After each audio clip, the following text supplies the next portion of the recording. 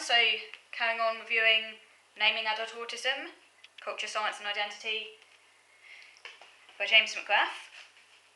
So, he doesn't just criticise the more negative portrayals of autism in a book, but he also highlights some more positive representations. And one of those more positive representations that he mentions is The Bridge, the Scandi drama, The Bridge. I don't know if any of you have seen this.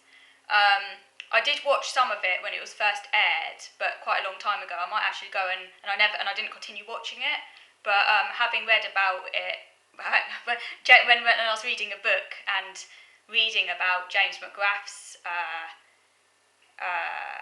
view of The Bridge, it did make me want to go and watch it again. So I might go and check it out again. But he thinks, according to James McGrath, The Bridge is more progressive in its representation of autism.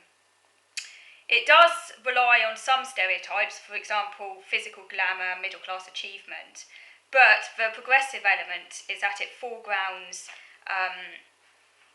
an autistic woman, which is quite different, because normally it's men that is foregrounded. So to have an autistic woman foregrounded is quite progressive. And also, that there's also a reversal from what normally happens in representation, is that instead of the autistic character being the one who is shown to be completely at sea, in the representation of The Bridge, it is mostly the non-autistic figures surrounding Saga, is that how you pronounce the name, Saga, who are confused by her behaviour. So you have a non-autistic confusion. They can't understand why she's behaving the way she is. She does display the characteristically autistic, rigid adherence to rules, but there is an irony here, because the whole definition of autism as impairment, according to McGrath, depends on our divergence from the rules in the sense of normative uses of communication, routine and life itself. But he suggests on page 150 that maybe we should call into question who is ruling the otherness of this identity, because Saga, she's very, very rule bound. She takes a very literal understanding of the rules, literal fulfilment of the law as a detective.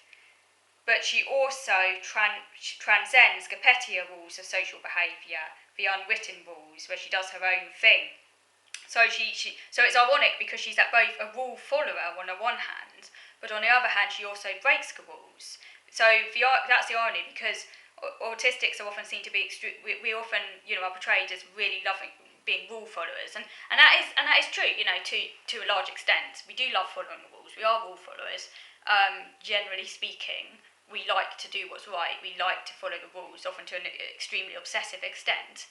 But on the other side, we're also rule breakers, because those more petty rules, the unwritten rules of social interaction, and the things that people hold so dear to them that actually, when you look at them, are pretty pointless, like some of the rules around small talk and things like that, we just go right over our heads a lot of the time, and we often break them, and that can get us into a lot of hot water. We can end up getting into trouble for that, but there is a kind of anarchic, kind of subversive element within autism. So it's not the case that we're just rule followers, we're also rule breakers. So I thought that was quite interesting, what McGrath drew attention to there. He draws attention to some other dramas as well, such as the Syndicate drama, and talks about the problematic stereotypes on Valve. I've not seen the Syndicate, by the way, but it looks quite interesting. You have a number of obsessed autistic character, Godfrey, but the progressive element is that he is black, and that's quite rare, portraying a black autistic character. He's also working class, he works as a gardener. So the intersectionality there, he's not like a white middle class, so that's progressive.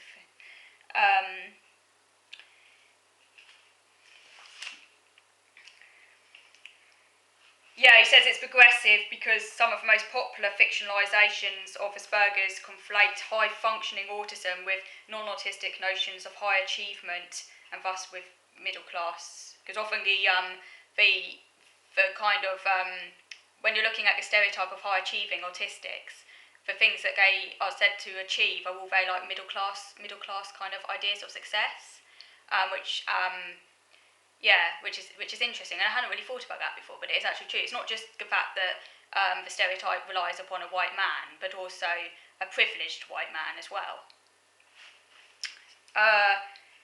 Comes back down, as I said to my previous video, about, ties in with sort of neoliberal agenda and being good for business,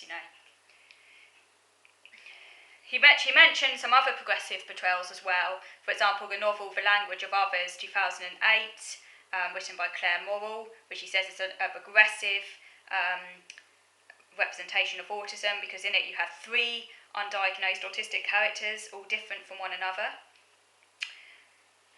So he says that's quite progressive because it shows how autism can be very different in different characters, and also the experience of being autistic without knowing you're autistic. And it goes through the major events in the central character Jessica's life: university, marriage, motherhood, divorce, narrated through the prism of autistic subjectivity. Jessica is talented at playing the piano, but she's not a savant. And she's married to an autistic husband, Andrew.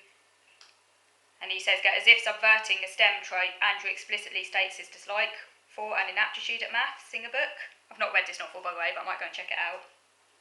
However, their son Joel does conform to the STEM intersection. But for Jessica, the autistic experience intersects with patriarchal ideologies. For example, she's expected to look after Andrew, her autistic partner. I'd quite like to read that book, actually, because that looks quite interesting. We've got several autistic characters, but one a woman. It shows how her experience of being autistic also intersects with her experience of being a woman, and then having to look after her autistic husband as part of the expectation that that's what the woman does, which has an extra layer of complexity onto her autistic experience. And also, for most of her adult life, Jessica is prevented from pursuing her passion for music by demands of marriage and motherhood.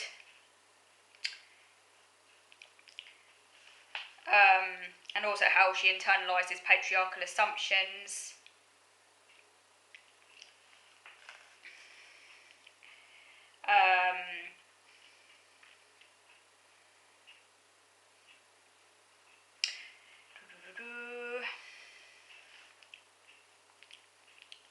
But, however, there is but it's not all progressive. However, because on page 162, McGrath McGrath shows how the author has said, the author of The Language of Others says, "What is normality? I would argue that everybody has an element of autism in them." And she wanted to write about the so-called milder forms of AS. And that's really problematic because this idea that everybody has an element of autism in them is really demeaning and trivialising, because it's just completely and utterly load of crap. It comes back to what I said in my other video about impairment and disability, and how autism as impairment, as disability, and that is what autism is ultimately, and that's at the juncture when someone will go and seek help and get a diagnosis. Autism is a serious condition. It's completely and utterly different to most people's experience of life. It's full sensory onslaught. It's a full physical experience, and it's simply not the case that everyone has a bit of autism in them. Autism is experienced differently by different people, and I do think there are different types of autism, and some autistic people might be more able to have more seemingly conventional lives and have a life that appears closer to sort of a non-autistic type of life. But ultimately, the experience is still going to be radically different. So what the author of naming The Language of Others there, that's really frustrating, because otherwise the novel appears quite progressive, but she does seem to hold some views that just are completely nonsense. And as McGrath says on page 162, in an era when the University of Cambridge Autism Research Centre continues to popularise the idea that autism can be measured in terms of a quotient, it is easy to notice that almost everyone has some traits, and this is incredibly reactionary because it trivialises what is a very serious and radically different condition. Autism is completely different to most people's Non-autistic people have no idea because they're not autistic, you know. It's a bit like saying everyone's a bit synesthetic because I've got synesthesia. No, you either have synesthesia or you don't have synesthesia. The same with autism. Someone might be able to kind of approximate what it's like to have synesthesia, but they won't ever know what it's like to have synesthesia, and that's the same with autism. Yeah, and he says, you know, it trivialises the distressing circumstances of a minority of people by implying that all others share the struggles. You know, it's completely, particularly, you know, if you've gone through your life, you know, being marginalised and excluded, and then have someone else say, oh, you know, we all have a bit of autism in us. And it's like, well, no, you know, you've got no idea. You know, it's just incredibly, yeah, it's incredibly reactionary and actually deeply offensive. You know, yeah, it'd be a bit like saying to a depressed person, oh, we all feel a bit sad now and again, which is true, but that doesn't mean that everyone experiences depression. You know, it's a similar sort of thing. Completely different. But, yeah, he also talks about the American